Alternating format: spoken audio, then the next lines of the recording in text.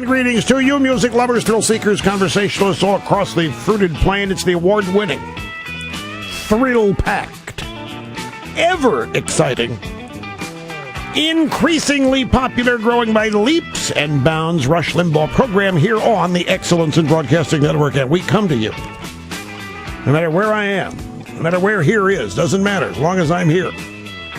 Limbaugh Institute for Advanced Conservative Studies. No graduates, no degrees, the learning never stops. 800-282-2882 if you want to be on the program. Silly me. You know, sometimes I'm really dumb. Well, in the last half hour, I was wondering where the Democrats are in Louisiana and Mississippi and Alabama. Where are they? Contrasting themselves with Bush, how much they care. Where's Obama? Where's FEMA? Passing out bags of goodies, packs of money, ATM cards for food stamps. Where are they? If I could have sworn they'd be. And you know what? I forgot how they do things. Louisiana and Mississippi and Alabama are all in the Romney tank. The Democrats have written those states off.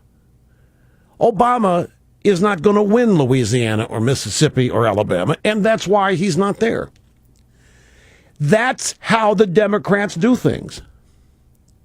Folks, it is. I should have been the first to know that. Don't care. The optics doesn't. The way they look at it, what is there to gain with the optics? If you're not going to get the support, majority support of people in that area, the hell with that. That is why so many people are worried about Obamacare. This is the way. Obama is strictly cronyism. So if you are a Republican and you're in line at the DMV to get treated for an injury, that's what it's going to be under Obamacare. If you didn't vote for Obama, didn't vote for a Democrat, maybe you end up at the back of the line all day. Don't laugh. Snerdley's in there laughing. That's exactly how they do things. That's why they're not there. They're of no value to Barack Obama in this election. Mr. Limbaugh, that's the third thing I've ever heard, because everybody knows that liberal Democrats care more about people than compassionate. Right? Well, where are they then? You got evacuations, you got flooding, you got destruction, you got everything you had during Hurricane Katrina, different degrees, but you still have it happening down there. Where are they? That's how cynical they are. One other thing on immigration before we get to the Paul Ryan speech excerpts was just pointed out to me. It's a good point. And I'll stress again, because we had a guy in the last half hour from Boston, Ronnie, upset that illegal immigration not being talked about at the convention. It's a big issue. It's a big deal. It relates to the economy. It relates to unemployment. Why aren't the Republicans talking about it? And I answered him. I said, Rubio tonight will. The odds are. It's a signature issue for Marco Rubio, and he speaks about it intelligently and passionately. So I wouldn't be surprised if you do hear about it tonight. But beyond that, if you pay attention to these speeches, every speaker is talking about this being a land of immigrants, and they're talking about how it works the right way. Every one of these speakers talks about having come here, their parents having come here because they wanted to be Americans. They wanted to be part of this country. They wanted to be part of the American experience. So in an indirect way, proper immigration is being discussed. I'm not trying to give anybody a pass here, but in a way it is being talked about. Every one of these speakers is mentioning it one way or the other. In a positive way, as it should happen, as immigration should happen, which, of course, primary characteristic of proper immigration is assimilation. And the word isn't being used, but they're all talking about it. Okay, here we go. Paul Ryan. Excerpts from his speech last night that has the Democrats discombobulated. They don't know how to characterize it. They don't know how to react to it. They don't know how to smear it. They haven't found anything smearable yet. It all started off with stirring speeches, Greek columns, the thrill of something new. Now, all that's left is a presidency adrift, surviving on slogans that already seem tired, grasping at a moment that has already passed. Yeah. Like a ship trying to sail on yesterday's wind. Yes. He said his job is to, quote, tell a story to the American people. As if that's the whole problem here? He needs to talk more, and we need to be better listeners?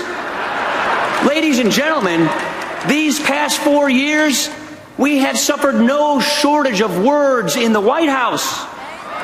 What is missing is leadership in the White House. Right on. Exactly right. And what I love about that is characterizing Obama as in the past. Faded, tired, worn out, old news. And I like it, obviously, for the reason that it is in the past. We are done with it. That's our dream. But I also like it because I know how irritating it has to be to Obama. Because he still thinks of himself as a messiah. This guy is narcissist number one. He's incapable of thinking of himself as anything other than the most important person in every human being's life. Here's the next bite from vice presidential nominee Ryan. Mitt Romney and I both grew up in the heartland, and we know what places like Wisconsin and Michigan look like when times are good. We know what these communities look like when times are good, when people are working, when families are doing more than just getting by. And we know it can be that way again. We've had very different careers, mine mainly in public service, his mostly in the private sector. He helped start businesses and turn around failing ones. And by the way, being successful in business, that's a good thing. Right on. Look at the stuff that gets standing ovations. Being successful in business is a good thing. Why does it get applause? It's because success is targeted by this administration. They want to punish it. Successful people are in Obama's crosshairs. They are the problem. That's what he tells people.